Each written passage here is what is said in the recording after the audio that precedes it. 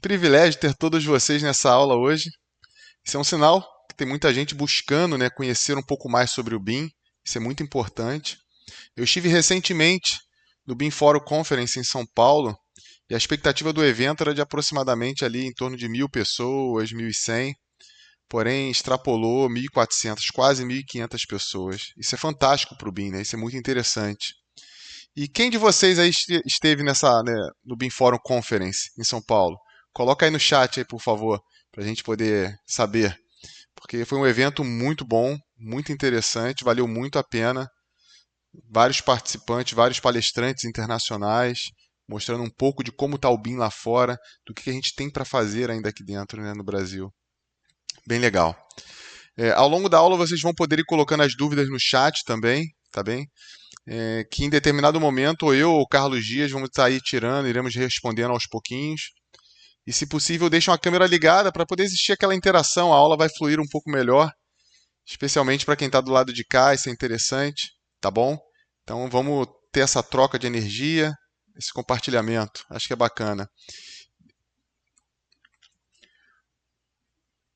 Então, o intuito dessa aula é a gente falar um pouco sobre implementação da metodologia BIM, né, utilizando o IFC.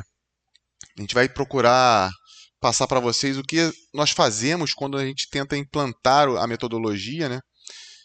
Nós vamos passar para vocês o que a gente faz quando a gente pretende implantar a metodologia BIM, tá? Passar os principais passos, as etapas que serão necessárias para quem deseja implementar BIM. Seja você arquiteto, seja você engenheiro, seja você gerente de projetos, isso vai servir para todos vocês, tá bom? Independentemente da área de atuação. Um outro ponto que eu vou trazer, né, é que deixar bem claro é que cada implementação, né, cada implantação de BIM, ela é diferente. A gente precisa tratar ela como se fosse um projeto único, que a gente precisa seguir. Porém, existe um modelo, um passo a, não vou dizer que é um passo a passo, mas existe meio que uma diretriz que a gente vai seguir para todos e qualquer casos, apesar de que cada projeto e cada implantação seja única, tá bom? E é por isso que a gente está aqui hoje, para trazer isso para vocês. Então, vou me apresentar para vocês. Eu sou o professor Rogério Abreu, sou engenheiro mecânico, pós-graduado em gerenciamento de projetos, possuo certificação PMP pelo PMI, também sou mestre em BIM, onde eu cursei um curso de mestrado, realizei um curso de mestrado na Universidade de Salford, tenho experiência em implantação de BIM dentro de órgãos públicos e também leciono em 3 cursos de pós-graduação a cadeira de BIM, uma cadeira de implementação e uma cadeira sobre a parte de compatibilização de projetos. Sou membro ativo também do BIM Forum Brasil e da Build Smart. Esse é o Carlos Dias, né, que vai estar com a gente aí durante a nossa live, durante a nossa aula. Carlos Dias é especialista em OpenBIM. Ele hoje é a referência no Brasil com relacionado a OpenBIM. Ele é membro ativo também na Build Smart, na BIM Forum Brasil, e vai poder contribuir bastante aí, passando para vocês um pouco sobre a parte do IFC. E para isso a gente vai seguir o seguinte roteiro, né? A gente vai falar sobre os 4 pilares do BIM, para fazer uma introdução. Vamos falar dos fundamentos da implantação BIM e ações de implementação BIM, tá bom? Então o roteiro ele é curto, é bem direto, mas vai estar bem claro para os senhores e senhoras. E aí, inicialmente, eu trago uma pequena reflexão, né? A diferença entre implantar e implementar a metodologia BIM. Porque muitas das vezes, né, a gente considera essas palavras como sinônimos, porém elas são diferentes, né? O implantar está ligado a iniciar algo, a planejar algo. Com relação ao implementar, já é colocar esse algo que foi iniciado, que foi planejado, em ação, colocar em prática. Então, existem essas diferenças. Então, a gente vai tratar dos 2 tópicos, a gente vai tratar da implantação e vamos falar das ações de implementação que serão necessárias. Porém, antes disso, a gente precisa passar pelos 4 pilares do BIM. O BIM a gente costuma dizer que ele está fundamentado em cima desses 4 pilares: pessoas, tecnologias, processos e políticas. Pessoas são quem vai mover, né, a metodologia. A gente precisa dar um foco muito importante, no meu ponto de vista. As pessoas são os principais É o principal pilar da metodologia BIM, porque a gente precisa criar o entendimento que a metodologia ela é necessária. E aí, quando eu falo às pessoas, eu falo em todos os níveis hierárquicos, tanto de alta gerência quanto quem vai estar de fato operando. A gente precisa criar esse entendimento, criar essa estrutura, né, essa maturidade. E isso só é feito mediante a informação, mediante a treinamento, mediante a orientação. Então, e as pessoas é que vão mover a metodologia, fazer com que isso aconteça de fato, né? Tecnologia, o BIM sem tecnologia realmente não funciona. A gente vai precisar dos softwares, vamos precisar dos hardwares. A gente precisa saber em que momento que a gente vai estar precisando deles e quais deles nós vamos precisar. Porém, eles são muito importantes. Processos. O BIM ele é formado baseado em cima de processos que a gente vai precisar detalhar de acordo com a necessidade da organização, da empresa que está querendo implementar. A gente vai delinear esses processos e adequar aos processos já existentes da empresa, né? Isso é muito importante. Políticas, a gente trata de normas, as normas internas das empresas, as normas que regem a metodologia BIM, como a ISO 19650, todas essas áreas. Tá bom? Então, é interessante a gente passar sobre os 4 pilares do BIM, porque a implantação de BIM, né, quando nós formos implementar a metodologia, ela vai passar por esses 4 pilares. Ela vai passar por cada um desses pontos. A gente precisa se preocupar com cada um deles. E agora vamos falar um pouco dos fundamentos da implantação BIM, né? Eu costumo dividir a implantação BIM em 5 áreas. A gente vai fazer um diagnóstico, nós vamos mapear, nós vamos planejar, executar e acompanhar. Esses são os 5 passos dentro da implantação de BIM que a gente precisa se atentar. Diagnosticar, a gente vai fazer um levantamento inicial. A gente vai entender como é que aquela empresa trabalha, o que que ela faz, onde ela quer chegar. Isso é diagnosticar. Mapear é traçar ali aonde ela quer chegar, como é que eu faço para chegar até lá. O que que eu tenho que fazer? Como que eu vou fazer isso? Como é que eu vou fazer tirar a empresa de uma posição e levar até a outra? Planejar é colocar tudo isso no papel, é colocar tudo isso num documento, onde eu tenho tudo orientado, me mostrando o que eu preciso fazer. Executar é a implementação de fato, é colocar o plano em prática.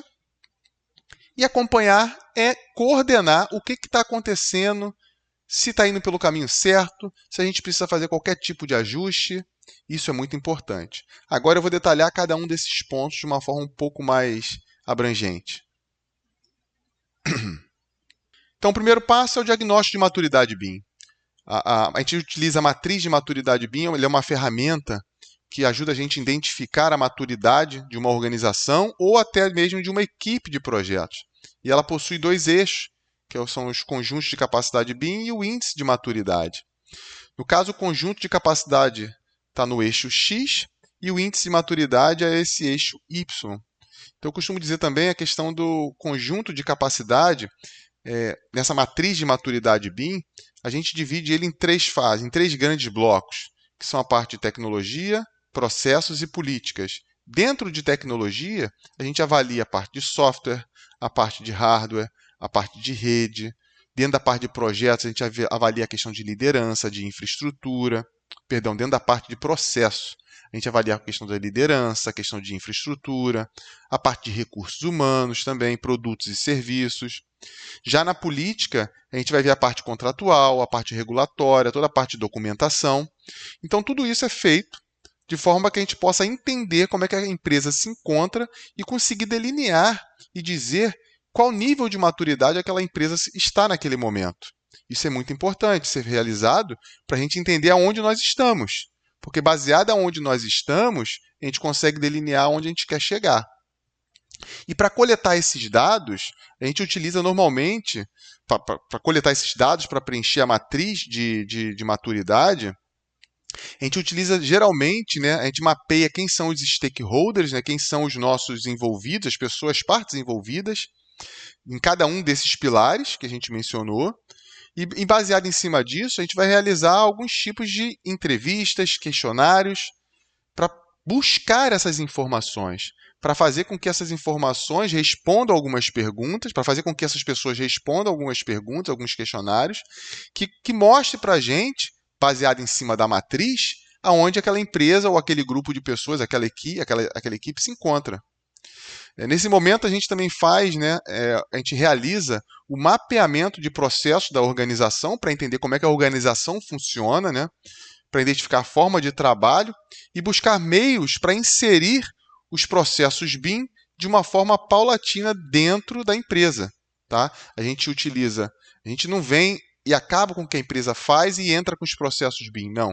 A gente adequa os processos BIM aos processos da empresa, para que não seja de uma forma abrupta, tá bom?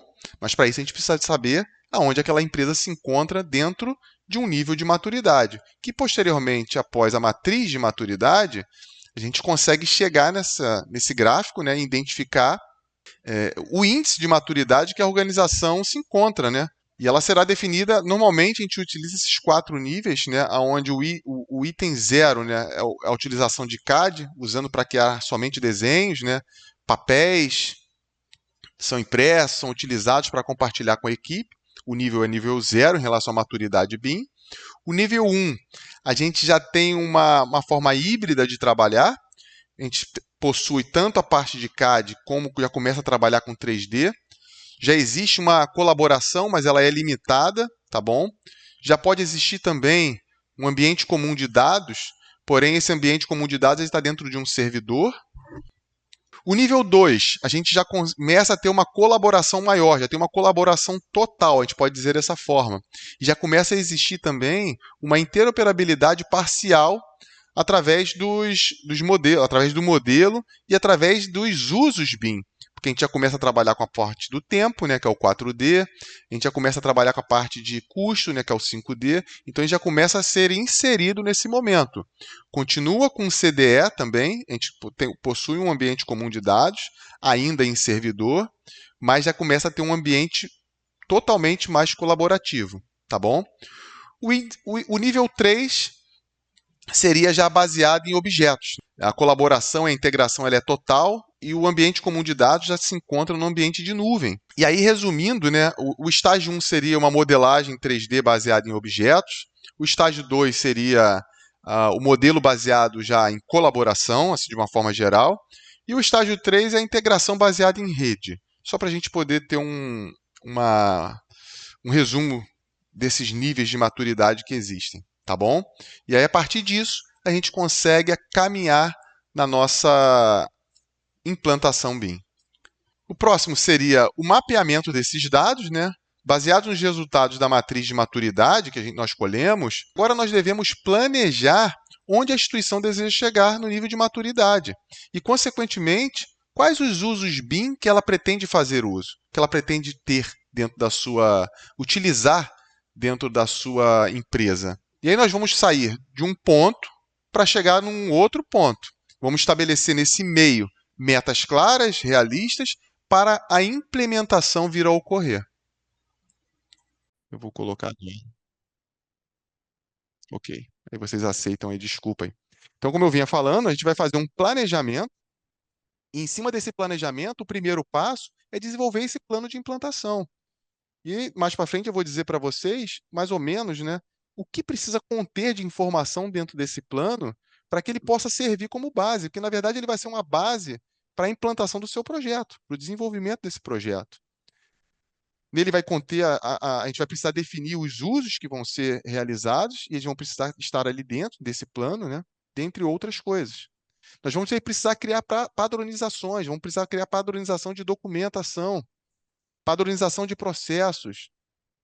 Vamos precisar desenvolver um plano de execução BIM que vai ser utilizado lá na implementação, quando a gente for utilizar, por exemplo, um projeto piloto, uma prova de conceito. O plano de execução ele é único para cada projeto e nele vão conter informações específicas daquele projeto, tá? Então, outra forma de padronização também é a questão das formas de modelagem e do fluxo de trabalho que vai ser realizado. Então, tudo isso precisa ser planejado, identificado e inserido dentro de um plano de implantação. Que o plano de implantação é como se fosse a base para toda a equipe que está trabalhando na implantação da metodologia poder ter como informação, como uma consulta, né? Basicamente isso.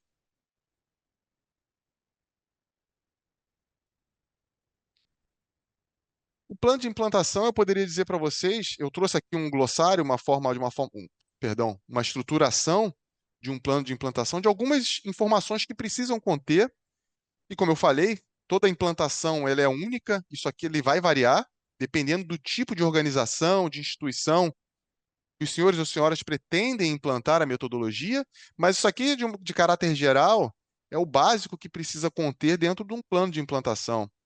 A gente precisa ter, como a gente mapeou a organização, ele vai ter uma análise organizacional, vai ter as metas e os indicadores, e nós vamos precisar de ferramentas, como uma ferramenta de SWOT para identificar as fraquezas que vão se apresentar dentro de uma implantação, os objetivos com a implantação, né? E dentro desses objetivos da implementação, os usos, né? Qual é o meu objetivo? Quanto tempo eu pretendo atingir aquele grau de maturidade? Aí eu estou no nível 0 hoje, eu quero chegar no nível 1. Na verdade, o que eu quero é o nível 2. Mas para eu chegar no 2, eu tenho que passar pelo 1. Então, para eu chegar no nível 1, o que eu preciso fazer? Em quanto tempo eu preciso atingir? Quem são os meus colaboradores? Qual é a equipe que está envolvida? Eu tenho a minha equipe de projeto de implantação, que muitos às vezes chamam de núcleo BIM, por exemplo, isso é muito normal, e tem a equipe que vai sofrer, né? Que vai sofrer a transformação. Então a gente precisa identificar quem são esses colaboradores, quem são essas pessoas. Isso tudo precisa estar dentro de um plano de implantação. Esse mapeamento. Quem são os parceiros externos? Eu vou precisar de uma consultoria? Eu vou precisar de alguém que possa me orientar numa implantação? Qual é o meu espaço físico? Qual é o tipo de hardware que eu mapeei? O que eu tenho aqui? O meu hardware ele é suficiente para absorver os softwares BIM? Ou eu preciso fazer um upgrade nesses hardwares? A gente precisa mapear isso. Quais são os softwares BIM que eu vou precisar trabalhar? Quais são as tecnologias? O que já se tem numa organização, o que ela vai precisar adquirir. Tudo isso vai estar linkado aos tipos de usos BIM que a gente vai querer fazer, que aquela empresa, que aquela organização pretende fazer. Então a gente precisa atentar para isso. Vai conter também o diagnóstico. Todo esse diagnóstico que a gente fez, que foi feito, essas entrevistas, que foi mapeado em que nível que se encontra aquela organização, aquele grupo de pessoas, ele vai conter, vai estar contido dentro de um plano de implantação. Os prazos responsáveis, ou seja, isso aqui é um básico, é um ponto de partida para que você possa começar a elaborar esse plano de implantação BIM. E para que a gente não se confunda, existe o plano de execução BIM, né, muito conhecido como BEP, BIM Execution Plan, ou plano de execução BIM, que ele serve como guia para definir como as informações sobre o projeto serão criadas, gerenciadas, distribuídas e entregues. Ele estabelece um roteiro claro de integração das práticas BIM com todas as fases do projeto. É um dos mais completos e já existe, acredito que grande parte dos senhores e senhoras possam conhecer, né? É o da Penn State, que é essa foto, né? É um BEP lá da Penn State que foi desenvolvido, se não me engano já está na versão 3.0, que é de 2019 ou algo do tipo. A primeira eu acho que foi em 2011, eles chamaram de 2.3. Nesse plano de execução BIM, a gente vai definir a estruturação de coordenação, né? Como bem eu falei, a padronização dos processos para aquela execução daquele projeto piloto ou daquela implementação. Tem uma sutileza de diferença, né? O plano de implantação BIM, ele vai pegar uma implantação dentro de uma organização como um todo. Estrutura organizacional, processos da organização. O plano de execução, ele vai me dizer como executar a implementação e a utilização dentro de um piloto, por exemplo. Ele é único para aquele piloto que a gente vai escolher para implementar. Então, ele vai ter características bem específicas daquela área. Tem uma sutileza de diferença. E agora a gente chega na fase de execução. né? Que são as ações de implementação BIM de fato, né? Nós meio que planejamos, nós diagnosticamos, nós identificamos, criamos metas, planejamos, criamos um plano de implantação e agora a gente vai atuar na execução, que é a implementação, é colocar em prática aquelas ações de tudo que nós definimos anteriormente, tá? A gente vai falar do programa de treinamento, que é o planejamento de treinamentos necessário para desenvolver, né, os profissionais, a equipe como um todo. E isso é muito importante, esse treinamento, muitas das vezes as pessoas pensam, vamos treinar nas ferramentas. Não necessariamente somente na ferramenta. Como eu falei, existe uma mudança, o BIM é disruptivo. A gente precisa trabalhar uma gestão de mudanças, né, de pessoas. Então, o treinamento, muitas das vezes, e eu vou trazer como exemplo próprio meu, que eu utilizei, quando as pessoas estão muito com dificuldade de querer aceitar uma nova metodologia, né? A gente precisa meio que modelar essas pessoas, a verdade é essa, né? Para que elas possam ser carros que ajudem a gente a implementar. Então, existem certas ferramentas que a gente pode utilizar para fazer aquela pessoa, né, que está um pouco mais restritiva à mudança, a aceitar a implementação do BIM.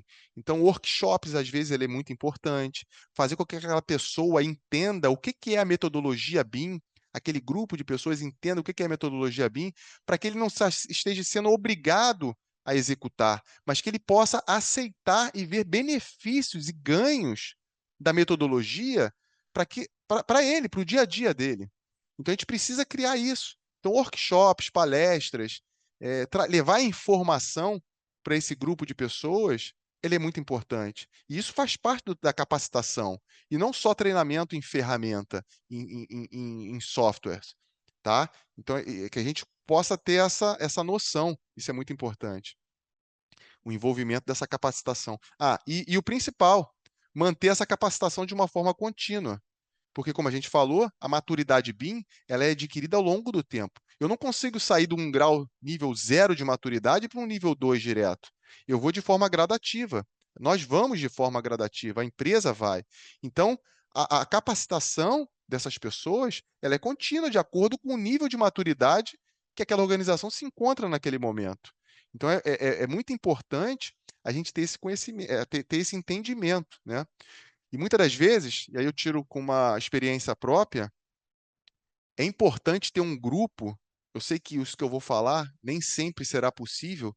Muitas das vezes a gente vai implantar BIM numa equipe muito pequena, num escritório de projetos, é algo bem pequeno, que tem ali 3, 4 pessoas, 5 pessoas, mas o ideal, vamos dizer assim, é que a gente tenha um grupo de pessoas, como eu denominei anteriormente, de núcleo BIM, para que possa ser o motor dessa implantação, para que eles possam estar a todo momento levando esse tipo de conhecimento e fazendo esses determinados ajustes. E que a equipe que está ali de fato com a mão na massa, trabalhando, desenvolvendo os projetos ou desenvolvendo a construção, o que quer que seja, dentro do ciclo de vida de uma edificação, esteja ali somente sendo treinado, capacitado e entendendo a metodologia, não esteja preocupado com a implementação. Então, uma coisa que que muitas das vezes acontece é que esse grupo de projetos, essa equipe de projetos que está fazendo a implantação de BIM, muitas das vezes eles acabam se solidificando e não se desfazendo para que eles possam continuar a implementação do BIM de acordo com o nível de maturidade que aquela organização deseja. Então, isso é bem interessante. A gente tem a parte de seleção de tecnologia, a gente vai precisar falar, definir quais softwares e quais hardwares serão necessários para aquela implementação. Como eu falei já anteriormente, o tipo de software vai depender da, do nível, né, dos usos BIM que aquela organização pretende chegar. Então, é muito normal também acontecer a gente chegar numa organização para fazer uma implantação, uma implementação, e aquela organização já começou comprando software.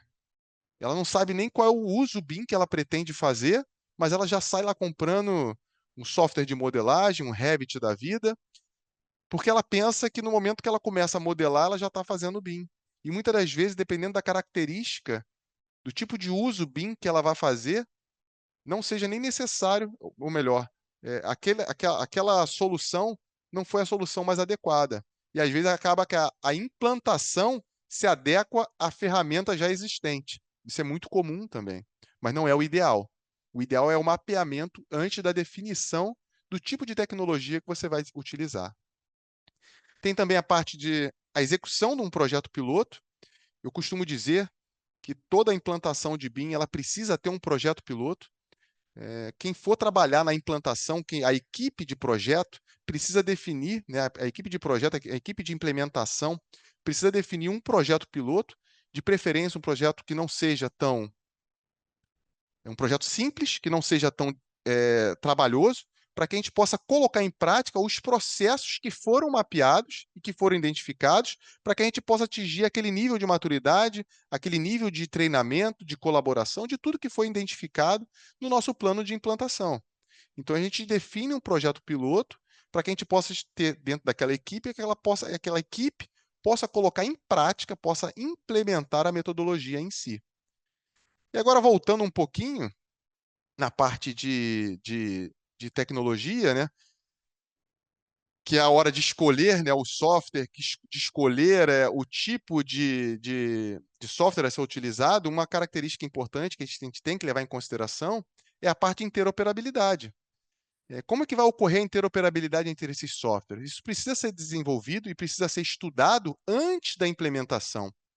Lá no plano de implantação, a gente define isso. Mas para falar um pouco mais sobre isso, sobre a parte de interoperabilidade, sobre a parte de IFC, de OpenBIM, eu vou chamar o Carlos Dias, que ele é especialista nisso. Ele domina isso muito, muito melhor do que eu. Carlos Dias hoje é uma referência no Brasil em OpenBIM. E eu vou pedir para ele falar um pouco para a gente de como que isso ocorre dentro da implementação. Como é que isso pode ser estudado, como é que isso pode ser avaliado na hora de implementar, né? Carlos, por favor, assume aí por gentileza. Obrigado, Abril. É, deixa eu roubar a tua tela aí. Claro, deixa eu mudar. Ah, tá. Deixa eu parar aqui a compartilhar. Consegue compartilhar agora? Uhum. Maravilha. Vocês podem me confirmar se está aparecendo aí? Aqui tá tudo ok. Pessoal, tá ok para vocês? Ah, Ok. sim. Maravilha, beleza. Gente, se vocês tiverem alguma dúvida, pode colocar no chat aí, tá? É, eu vou tentar. Pronto, consegui abrir aqui. É, isso aí que o Abril falou é bem importante, né? Porque é, a, a gente tá ganhando grau de maturidade no BIM no Brasil. Está sendo crescente isso, né? Então, inclusive, há um alerta para quem ainda não entrou nessa onda do BIM, né? O Brasil está se desenvolvendo muito nessa questão da implementação do BIM.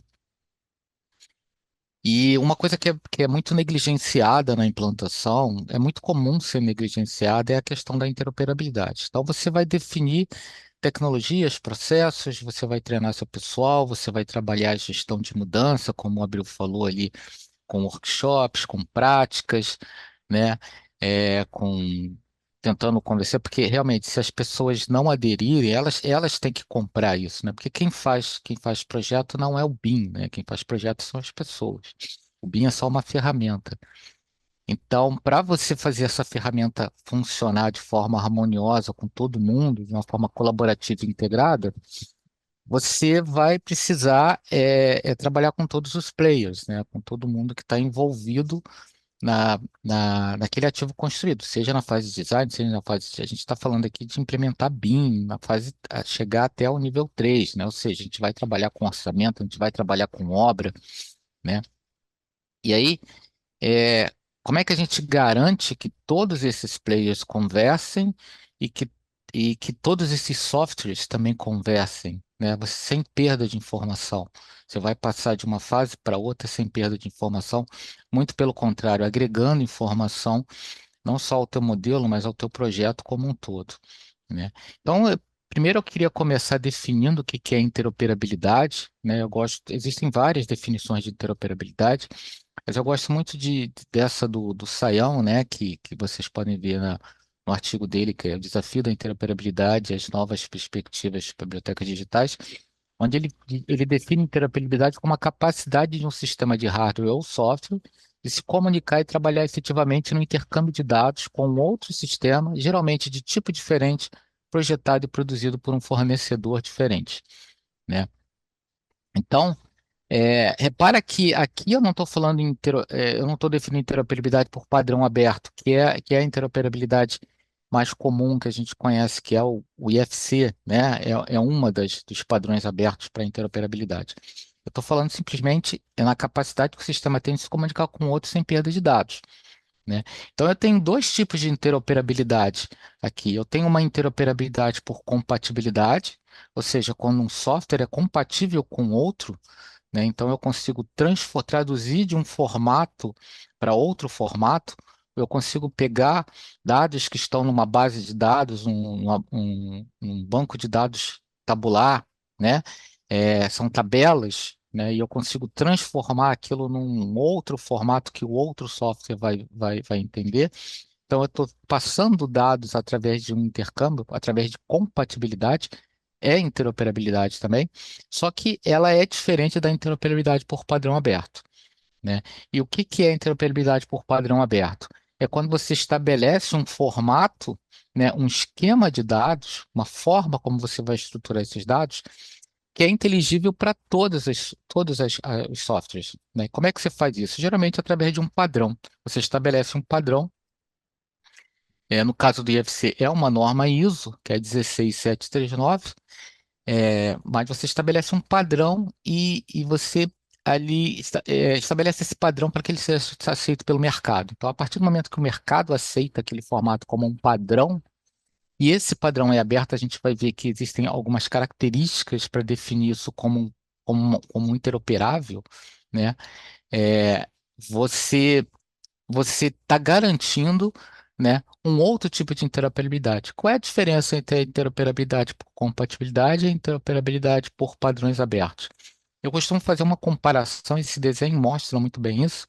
É como se você colocasse uma série de profissionais em volta de uma mesa para fazer um projeto, por exemplo, e cada um falasse uma língua diferente.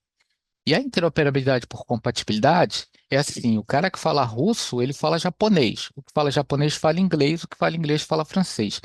Então, um vai conversando com o outro e você já deve ter brincado de telefone sem fio, né? Quando criança, ou quem nunca brincou tem filhos e sabe como é que é isso.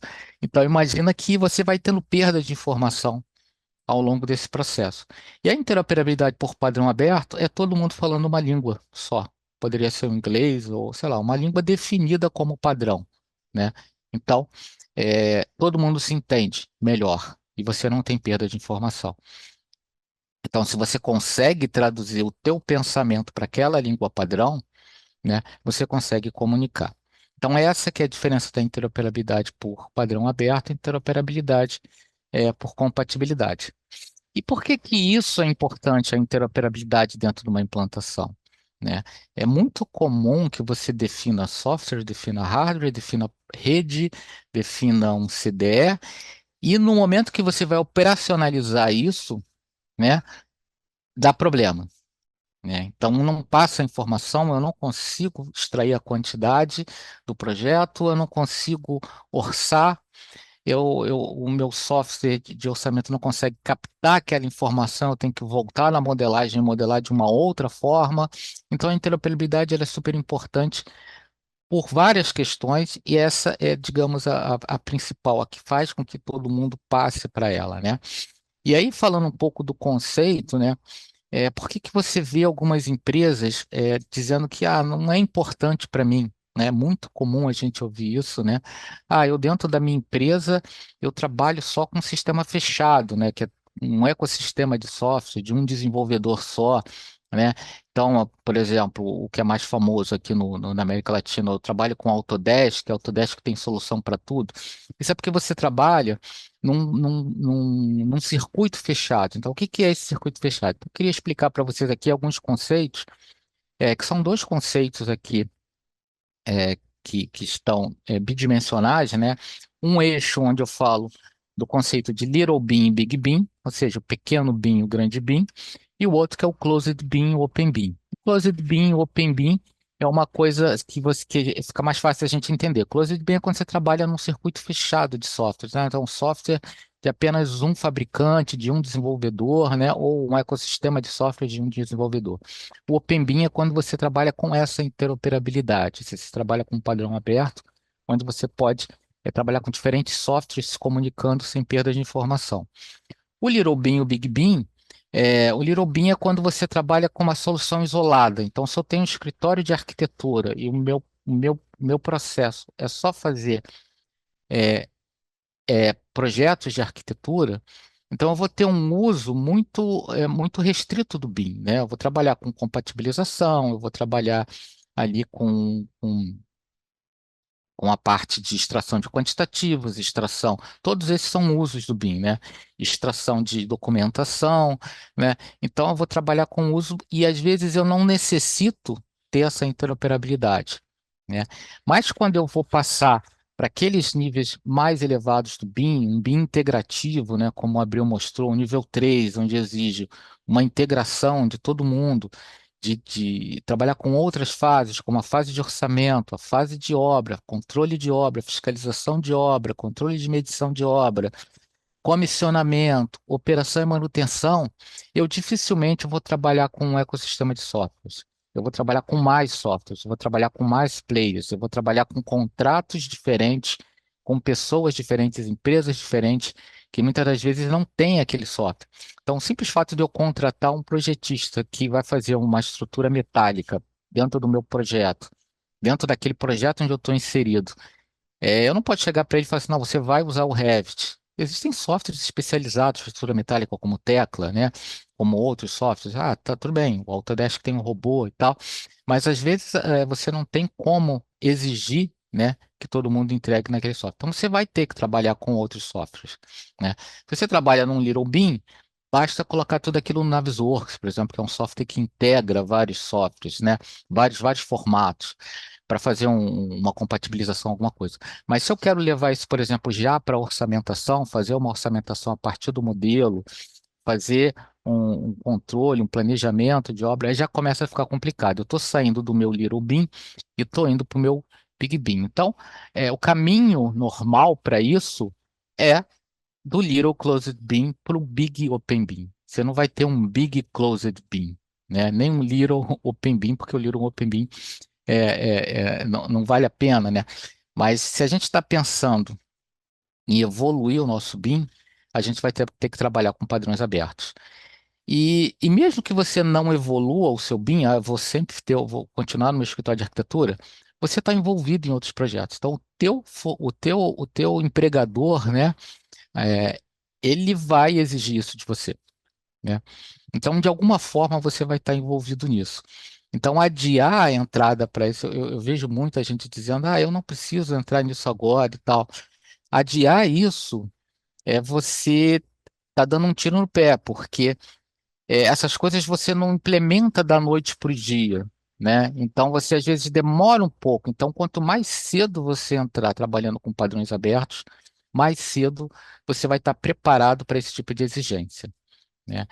E como é que é feito esse tipo de interoperabilidade por padrões abertos? Existe uma série de padrões abertos, né? A gente está acostumado a falar só do IFC, mas o IFC, ele é digamos que ele é um esquema, né, de dados para dados do modelo, né? Então, como é que eu vou guardar os dados do modelo num formato aberto, num formato que todo mundo compreenda? É uma especificação que qualquer um tem acesso à internet, entra lá no site da Benchmark e você tem acesso à especificação do IFC, né? Então, qualquer desenvolvedor de software consegue fazer um leitor de IFC, né?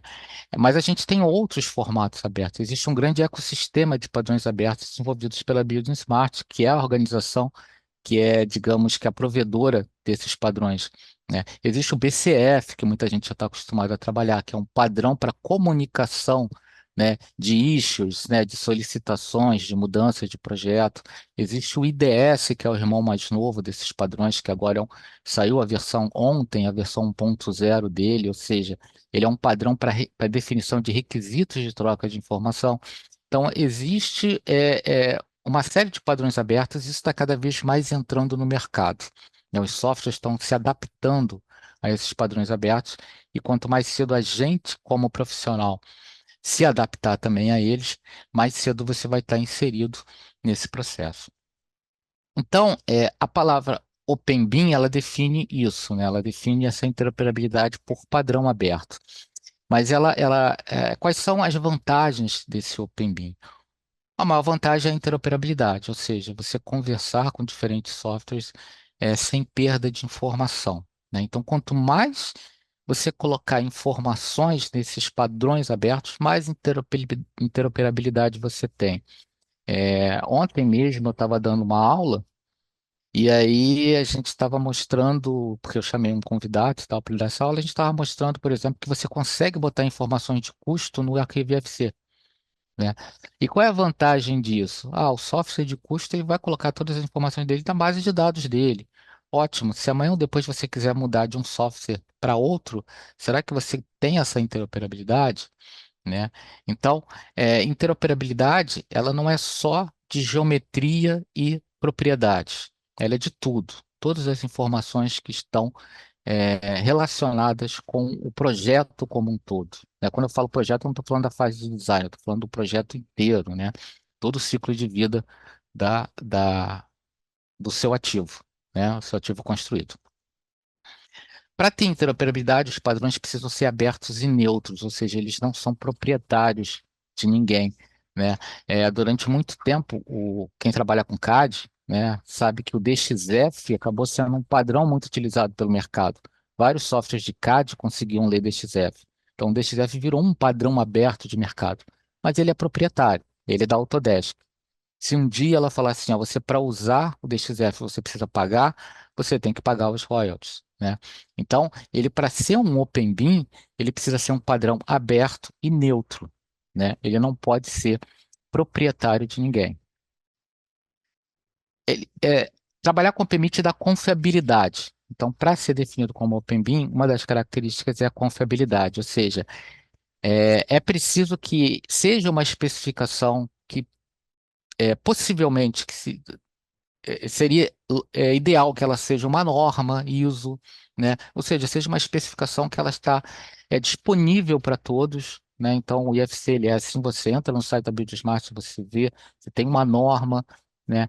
É, e ele te transmite essa confiabilidade, te dá essa transparência das informações, né? Qualquer um abre um arquivo IFC e se você compreende o arquivo IFC, você nem precisa de um software específico. Você abre aquilo no editor de texto. Se você tem essa capacidade, você consegue ler ele, ou você consegue construir um software para ler ele. Então, você tem confiabilidade quando você utiliza padrões abertos. Colaboratividade, né? O padrão aberto vai permitir que você tenha essa colaboratividade, diferentes softwares conseguem utilizar, você consegue trabalhar com CDE vindo de qualquer software, então você consegue passar para um engenheiro de obra, o engenheiro de obra consegue passar, receber isso do projeto, consegue passar para um engenheiro de operações, né? Então você ganha essa colaboratividade com o padrão aberto. A flexibilidade, que é o fato de você é, escolher com que software você vai trabalhar, né? Então, a partir do momento que você recebe aquilo em IFC e você trabalha com um software que lê IFC e que exporta em IFC, você, é, você se os teus dados estão no formato aberto, você pode escolher mudar de tecnologia de uma para outra e os seus dados estão ali, né? Mas a qualquer momento, se eu trabalho com Revit, eu posso exportar tudo em planta, em PDF e exportar tudo em Excel, meus quantitativos e tal. Mas aí deixou de ser BIM, né? Então você já não tem mais os objetos com atributos e relacionamentos. E no IFC você tem os objetos com atributos e relacionamentos. Então ele está no formato BIM, né? Uma modelagem da informação da construção. E a outra característica é a sustentabilidade, que é justamente você poder, se você salva o seu modelo de informação IFC, daqui a 20, 30 anos, 40 anos, você pode abrir aquele arquivo e ele vai continuar com a informação e você vai continuar podendo abrir. Já não acontece isso com software proprietário. Hoje em dia a gente trabalha muito com, não como software, o software não é seu, né? Você trabalha com software como serviço, então você paga continuamente um serviço e às vezes aquele formato muda de uma versão para outra, você tem que ficar atualizando, né? Então você corre o risco de perder perder as informações do seu legado se você não tivesse cuidado. E com IFC não. Uma vez que você tenha salvado em IFC, as informações estão lá, né? E você consegue ter essa sustentabilidade, essa governança das suas informações. Para terminar, eu queria mostrar para vocês aqui é, o porquê que o IFC ele dá tão certo, né? Eu sei que tem muita gente que fala que o IFC não funciona, né? Ainda existe muito esse preconceito.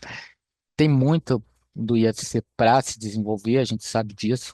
Na verdade, a gente sabe que boa parte dele não funcionar é porque os softwares ainda não estão aproveitando o padrão da forma como a gente gostaria que estivesse, mas isso é uma coisa que o mercado está evoluindo e eu sou muito otimista com relação a isso, ele vai evoluir cada vez mais.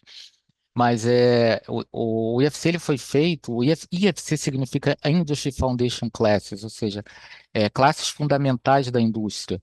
E o que que significa isso? Né? A partir do momento que você pega e você fala assim, vamos nos juntar e vamos definir objetos virtuais que vão representar objetos da vida real numa construção, e eu preciso colocar informações nesse objeto e determinar relacionamentos deles que vão dar suporte, que vão dar informação para todos os profissionais que trabalham em todo o ciclo de vida daquele empreendimento. É muita coisa, é muita informação, né? Então, eu preciso dar informação, quando eu coloco uma porta, eu preciso dar informação na porta para que o orçamentista possa orçar, para que o projetista possa especificar, para que um operador, né, de manutenção consiga fazer a manutenção dela. Então, eu não estou falando só de propriedades, eu preciso criar relacionamentos, eu preciso criar objetos que representem, que permitam essa informação para a tomada de decisão de todos esses profissionais. E eu preciso fazer isso de uma forma que seja global, ou seja, eu preciso fazer de uma forma que funcione em todos os lugares do planeta, né? Isso é praticamente impossível, né? Porque cada país, cada região tem a sua característica, mas isso é que é legal do IFC, e por que que ele é uma classe fundamental da indústria? Que eu trabalho com níveis de padronização aqui. Eu tenho um nível que é global internacional, então, quando eu coloco uma porta lá, eu classifico ela, eu digo que ela é um IFC Door, ou seja, eu criei uma classe chamada IFC Door, ela está em inglês, tem um IFC na frente, mas significa que o software, quando ele lê um IFC Door, já sabe que é uma porta, a porta é porta em todo lugar do mundo, né? Então, ele tem características de uma porta pode preencher um espaço, um vão que está definido numa parede, por exemplo. Então, eu tenho características que definem esse objeto, né? Mas digamos que eu queira agora classificar essa porta como uma porta, mas num sistema de classificação, sei lá, da NBR 15965, como porta interna, ou uma porta corta-fogo, né? Eu queira dar um pouco mais, uma semântica um pouco mais regional dela. Então, o IFC permite que você acople uma outra camada, que é a camada de regionalização, de padronização regional, através de sistemas de classificação e através de property sets, né? É, através de algumas propriedades também de especialização, né, daquele objeto. Então, eu posso, além de dizer que ele é um IFC-DOR, eu posso classificar ele usando o sistema de classificação da NBR, por exemplo, dizer que é uma porta interna.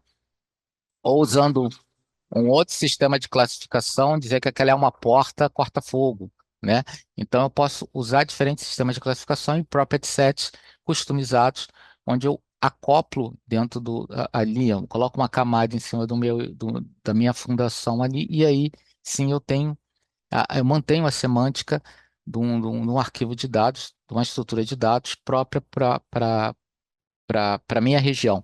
Além disso, eu também posso usar o mesmo sistema de classificação, property sets específicos para níveis organizacionais. Digamos que eu tenho um código próprio daquela empresa ou próprio daquele projeto, né? Eu estou usando uma EAP específica de um projeto, eu uso também um sistema de classificação. Então, é dessa forma que eu garanto a padronização das informações. A gente viu como isso é importante, né? Para eu ganhar, para eu ganhar integração e colaboração, né, entre diferentes pessoas que estão envolvidas no projeto. Eu consigo definir essa padronização em diferentes níveis, em nível global, no nível nacional, regional ou no nível organizacional, né?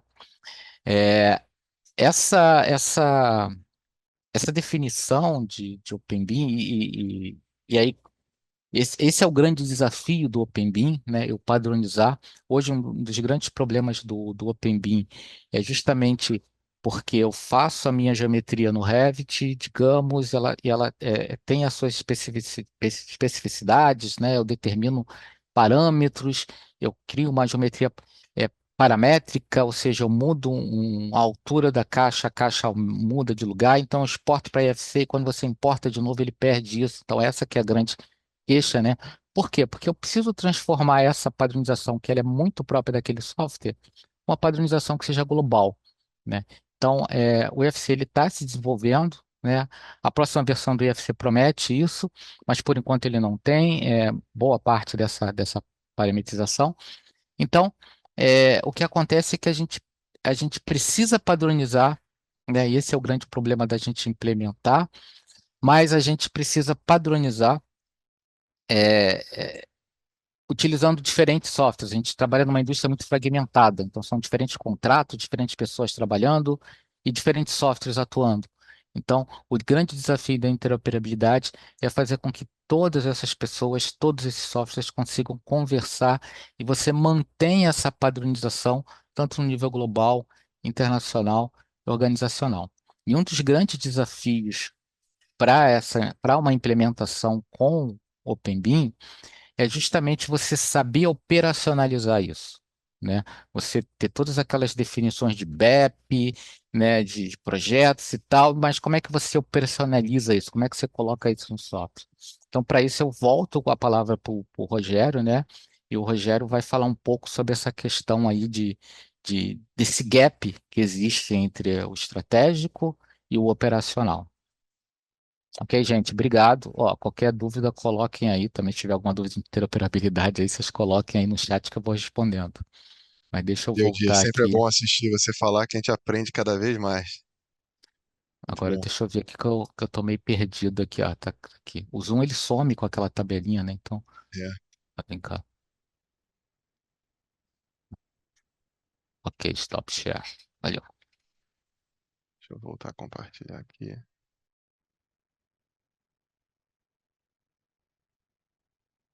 Então, como o Dias falou, né, o nosso maior desafio, né, é justamente fazer com que a gente chegue agora na última fase, que é a fase de acompanhamento das ações de implementação, daquelas 5 que nós vimos. E um dos desafios é fazer com que esse campo, né, esse nível de camada estratégica e a operacional se comuniquem, né? A gente conseguir fazer esse link. E quem é que faria esse link, né, nessa visão de estratégica e operacional? Quem faria esse papel, né? Esse papel tático?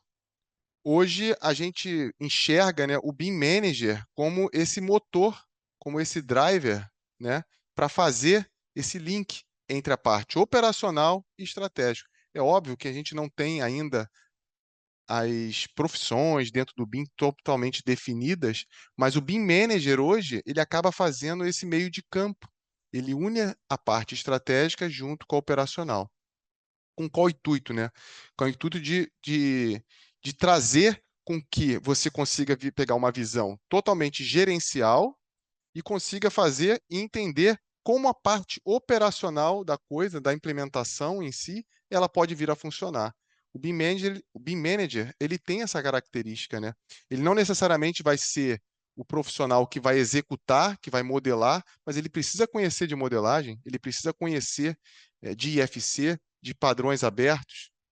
Ele vai ser a pessoa que vai gerenciar uma implantação, ele precisa conhecer de ferramentas, ele precisa conhecer de gestão, ele precisa de conhecer ele precisa estar munido de algumas ferramentas que, junto com o BIM, vão potencializar a metodologia e a implantação de uma forma geral, tá?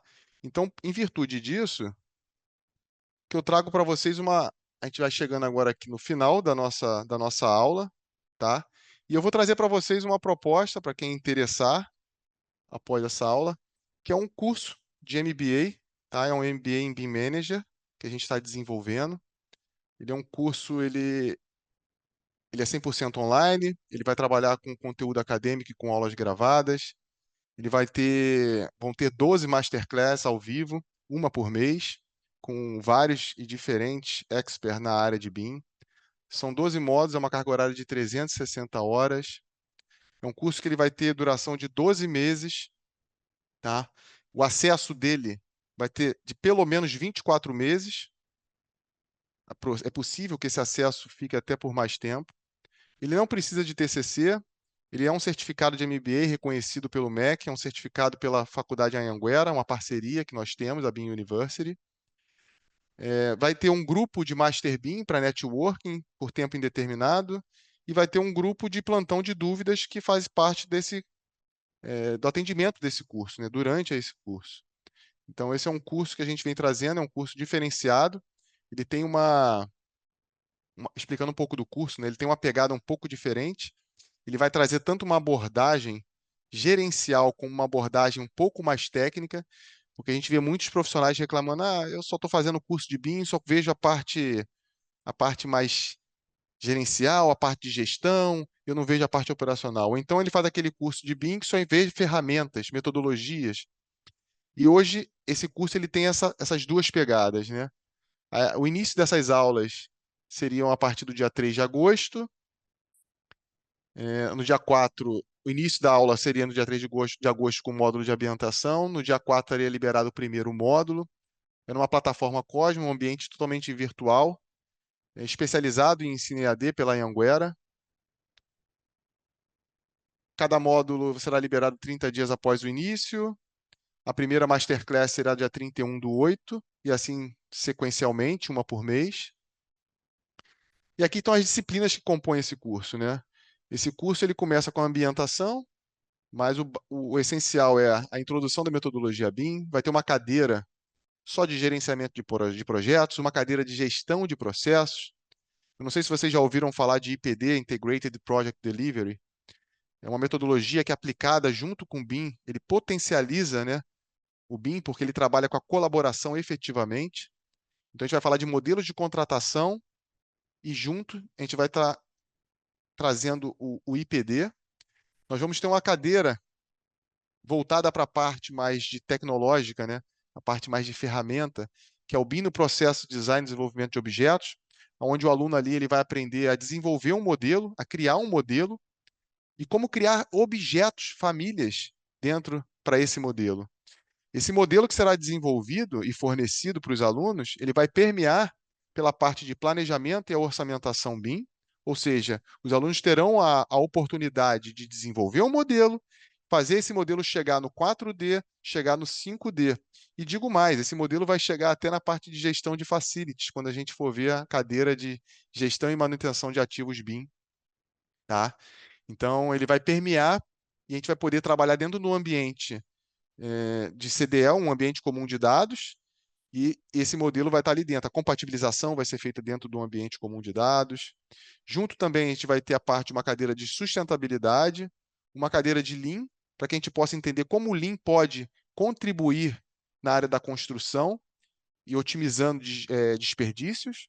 Nós vamos ter uma cadeira envolvida na parte de indústria 4.0 e uma cadeira voltada para a parte de tecnologias e inovação para o BIM, para que a gente possa entender como que essas inovações que estão no dia a dia podem estar sendo influenciadas a metodologia BIM.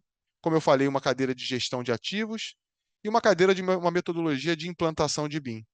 E aí a gente entende que esse curso ele acaba englobando tudo aquilo que seria necessário para um BIM Manager ter de experiência para que ele possa estar atuando, né, no mercado, e seja ele qual for, em qual área for, seja na parte de projetos, na parte de construção, na parte de gestão de ativos, na parte de trabalhando com implantação, ou seja, Um BIM Manager necessita ter todo esse tipo de conhecimento para que ele possa desenvolver o seu trabalho, dependendo da área que ele vai se encontrar. É um curso de 360 horas. E eu trouxe um time assim bem conceituado para dar essas aulas, para lecionar. O Carlos Dias é um dos professores. Para quem não conhece, Dudu Ribeiro também vai estar lecionando a gestão de ISO. A gente tem uma parte de ISO dentro da parte de introdução à metodologia BIM.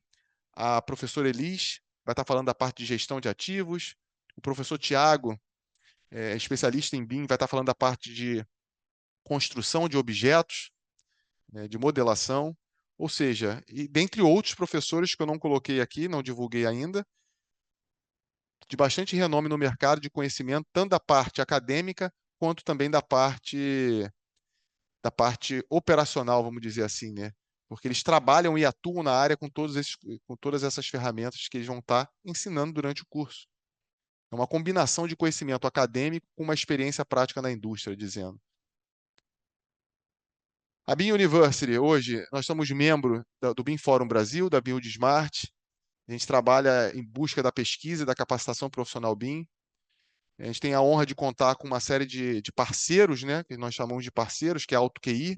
A AutoQI vai estar disponibilizando todas as ferramentas, o Open BIM Academy, a Conexão BIM.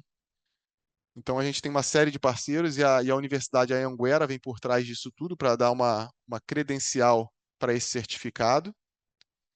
E junto também a gente traz uns bônus, né, que é um acesso à biblioteca virtual, onde o aluno vai poder acessar toda a biblioteca virtual da Anhanguera no ambiente virtual deles durante o curso. Vai ter um curso básico de Dynamo, um curso de bisagem, que a gente entende que é necessário para a criação de processos. Como eu falei, vai ter um grupo para networking e um grupo para plantão de dúvidas, né? Já que vai ser as aulas presenciais ao vivo serão uma vez por mês e as outras aulas serão aulas gravadas. Então, para manter o contato, vai ter um grupo de tira dúvidas, vamos dizer assim, por tópico, por disciplina. E o curso tem a garantia de 7 dias, que começa a contar a partir do início das aulas.